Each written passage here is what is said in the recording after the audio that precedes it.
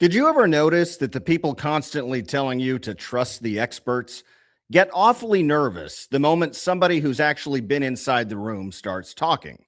Good evening, and welcome to Texas Talkin', the only show in Texas where your liberal cousin watches in secret, gets mad anyway, and then accidentally shares the clip because Facebook can't tell the difference between rage watching and support.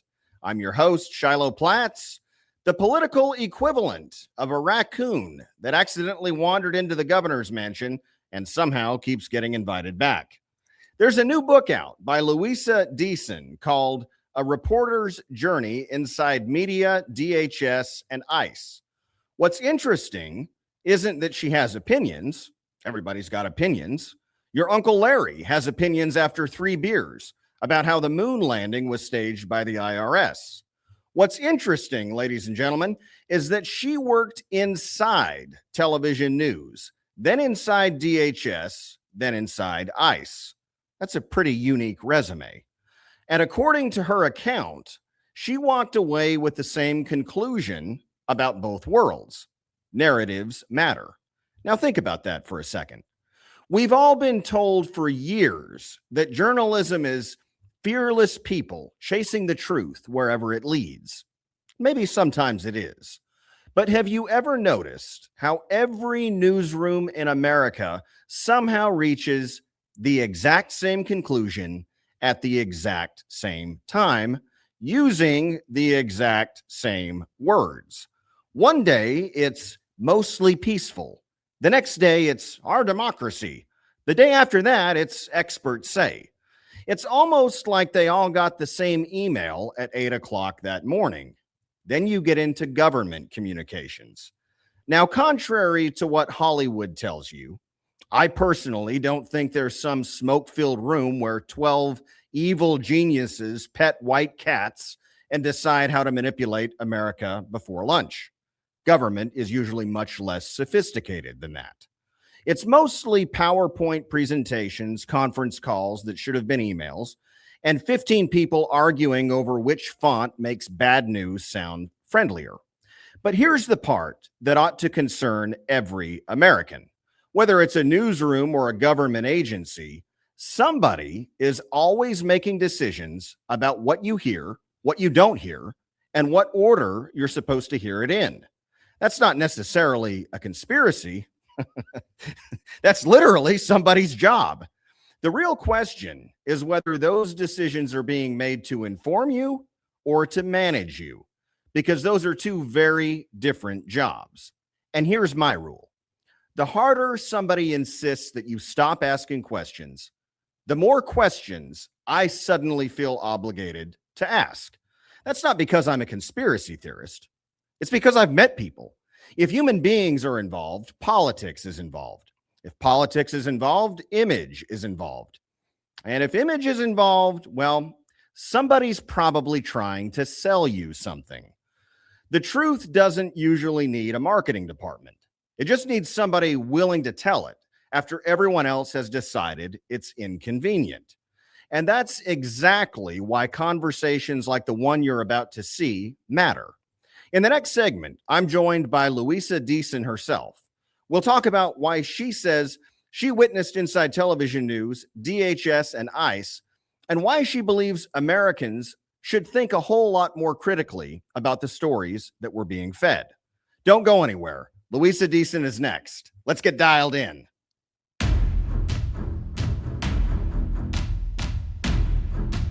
And joining us now is a former Telemundo news anchor, as well as a former public information officer for both DHS and ICE. Her name is Luisa Deason. Luisa, welcome to Texas Talkin'. Shiloh, thank you very much for having me on. It is my pleasure. Well, the pleasure is mine, and thank you for coming on to talk to us tonight. You've got a very important story to tell, and in fact, you wrote a book, the title of which is A Reporter's Journey Inside Media, DHS, and ICE. What I'd like for you to do is to walk us through what you've learned about how narratives are manipulated and constructed in both media and government, because I think that's important for our viewers to understand. Well, thank you for that. Let me just start out that when I was a reporter and then later a spokesperson or a public affairs officer for DOJ and then for DHS, the things that I learned were we had to vet the factual information. When I worked in television, there were times where you never had the opportunity to give your own opinion and then do a one sided story. You never wanted to become the story, but there was always either a news director or a general manager, depending on the kind of story, that would have to vet the accuracy of what was being reported and what would go on the air. And you don't see that today. And so, as I watch some of the other networks, a great majority of the media today, including all the immigration stories and what I've learned and the laws that I have learned throughout the years and know very, very well, I know that they're not giving out accurate information. And it really compelled me to write a book so that I could open up people's eyes and say, listen, what you're getting is not all true. And you need to be able to go to other sources and ask and look up other areas of the story that you're being fed, because it's either politically driven, it's either one-sided, or it's just a blatant lie. What are some examples, perhaps the most glaring examples, of the public not getting the truth from the media about immigration or about any other issue that you encountered during your time in that work? Well, I can tell you that there was times when reporters would only give their side of the story and I'd have to call them and correct them. And as a spokesperson, I would definitely have the responsibility of saying, if you don't air this accurately, you've been given all the facts in the case that we can discuss at this time. And if you don't want to tell the truth, then I won't see you in my office again. I just simply won't allow you to have another interview with our department or our supervisors.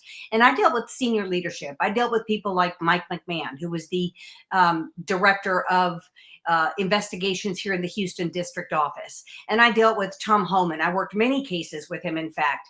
And so when I see some of the stories that air today that are related to immigration, I just know they're blatant lies. Give us some examples. I'd love to hear some examples of Well, one stories that example are. I can certainly share with you is, let's talk about the Maryland father. I'm not So familiar. the Maryland father is a gentleman that is in Maryland who was not only a smuggler, but he was also living with his girlfriend. And I think at some point they did marry. But in any case, he's been identified as a smuggler. He's been identified as somebody who's beaten his wife or his girlfriend numerous times. He's not the image of a stellar father or a Father of the Year award winner. I'm He's an remembering illegal parts of the story alien now. Yeah. that, Okay. people like Senator Van Hollen traveled down to El Salvador to try to get out of custody and bring back to the United States, when clearly he was deported back to his country of origin. So, one of the takeaways that I believe you illustrate in the book is how messaging often changes, or does it, to downplay a crisis or a scandal. What are some instances where you've come across that, where perhaps even the government itself downplays a crisis in order to make it more palatable to the public? Well, I What is think your there's experience in that arena?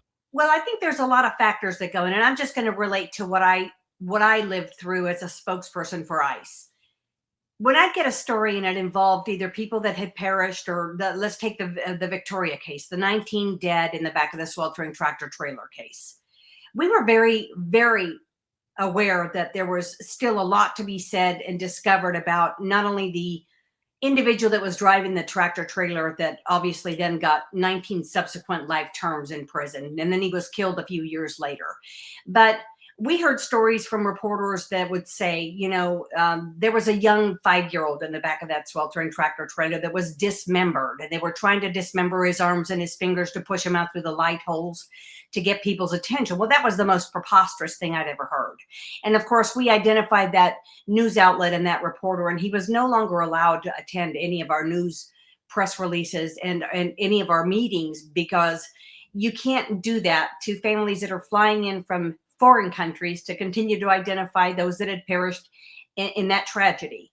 And we see it today when you look at the things that happened in Minnesota and just the rhetoric alone. It's unfortunate that there were people that lost their lives that were shot by agents on the ground. But what you don't hear is what propelled them to impede and to obstruct justice and really plant themselves into the story when you really should not have implanted themselves in the story.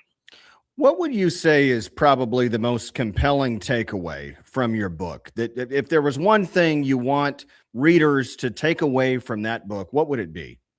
That I really think people need to be made aware that there is a huge media propaganda machine. And what you see today is not the same Democratic Party that we've seen 20 years ago. That's a And fact. so today you see the rhetoric with Maxine Waters and so many others engaging in this rhetoric that is toxic. It's inciting violence. They're training NGOs and saying, for all those that are here illegally, you need to fight. Don't open the door. Step back. Throw bricks at them. Shoot at the agents. Throw bricks at their cars. Lunge yourself to their cars. So it's a Really, they're different rhetoric. inciting They're violence. inciting violence and making terroristic threats. And to be honest with you, it surprises me that none of them are behind bars today. But we've never seen that. And so when I look at what it's like now, I ask people to, the one thing that I can tell you as a takeaway is check your sources. Not every source you see is going to be a reputable outlet that's going to give you the truth. There may be many omissions. There may be many things that they skew that they want to slant for a specific reason. Maybe they're being paid by a political party. Maybe they're funded by Soros. There's a whole bunch of things going on behind the scenes. And of course, the rhetoric needs to be reviewed. And what I hope my book does is open their eyes to there's a lot more to the story. Don't just rely on one source. Do your homework. You said something that really caught my attention because I think it's so true. And that is today's Democrat Party is nothing like it was 10 years ago, 20 years ago, certainly not, 50 years ago. And love him or hate him, it makes me think of a point, a very smart one, in my opinion, that Ted Cruz recently made, which is that, we no longer have two parties that want what's best for America, two parties that love America. We have a party that actively hates America and seeks its destruction, and that is the Democrat Party. I am thoroughly convinced of that. I am too. And it's really a sad state of affairs when we think about what they've done to the educational system in our country and the hatred and the vitriol that they have against Americans and this way of life. I mean, we are the greatest country on the planet. Everybody Amen. wants to get here, but we all need to get here. I wasn't born here. I was born in Mexico City, but got here legally and then became a naturalized United States citizen. So there are legal avenues for people. And I condone the president for what he's doing. And I condone the Republican Party to some extent for what they've done about their love for America. Of course, in any party, you're going to have dissidents that are not going to agree. But I certainly appreciate what this country has awarded me, and I will fight like crazy for it. God bless. Walk me through, if you would, Luisa, some examples of how you witness bias in editorial decision making. Because really, if I understand correctly, that's where the buck often stops. You may have a story that reaches an editor's desk and it never makes its way to the public. Well, I can tell you, I dealt with reporters in my career as a spokesperson that were very reputable, and they always checked sources and they always gave both sides of the story, never injecting themselves in as part of the story. And that's not quite what you see today. And I look at immigration stories today, and I hear reporters saying so and so was beaten at the scene and they were dragged to damn near their death, and you go, that's not what happened. That person was dragged or that person was taken down by agents because they've been obstructing and spitting in their face and throwing bricks at their cars. And so when you look at what has happened is maybe they get to that news desk in the morning, or maybe they get to their news station or their newspaper or their magazine or radio station. And what takes place is they're given a story by the assignments editor. And then all of a sudden that storyline changes and they either run out of time or they don't check both sides of the story. They just run with whatever the editor says that they need to run with. And there's obviously a slant and a bias to the story, and we all know it. But to the common person who watches the news and just watches CNN or somebody like that, they're never going to learn about the other side because they don't get the other side. Correct. It's presented as fact, and there isn't. To your point, there isn't the other side ever really that's presented. How can viewers question the way stories are framed, right? To understand whether they're being informed, whether they're being managed. You mentioned, cross-referencing stories, but what should people specifically be looking out for whenever they see what appears maybe to be a sensational story in the news, to know whether it's factual or whether they're being fed a manufactured and manipulated narrative? Well, to them, I say check more than one source. If you're watching CNN, then maybe watch Newsmax. Or if you're reading a newspaper and you're reading the Houston Chronicle, read something else in a different state. Do your homework. Do research with think tanks online that give you some of the accurate information.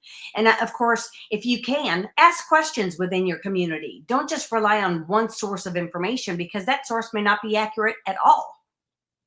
So your book is available for purchase on Amazon. It is. Where can my viewers go if they want to follow you, learn more about you and your work? Well, they can certainly follow me on my podcast. I have a podcast called Frontline Facts with Luisa Deason. I also have the book can be purchased on Amazon. It's $19.95. And I didn't intend to charge a lot more than that because I didn't intend to get rich off of it. My intent and purpose is to educate people and make sure that they open their eyes and become aware of what's happening. Amen. Luisa, I want to thank you for taking some time to come on and speak with us tonight. I appreciate the work that you've done for our country, the work you continue to do. May God bless you, and may God continue to bless the great state of Texas. Thank you for helping us keep Texas talking. You're welcome. Thank you very much. Yes, ma'am. Stay dialed in to interviews and content just like this by clicking that follow button on my Facebook page, or hit the subscribe button to learn more about exclusive access that you won't want to miss.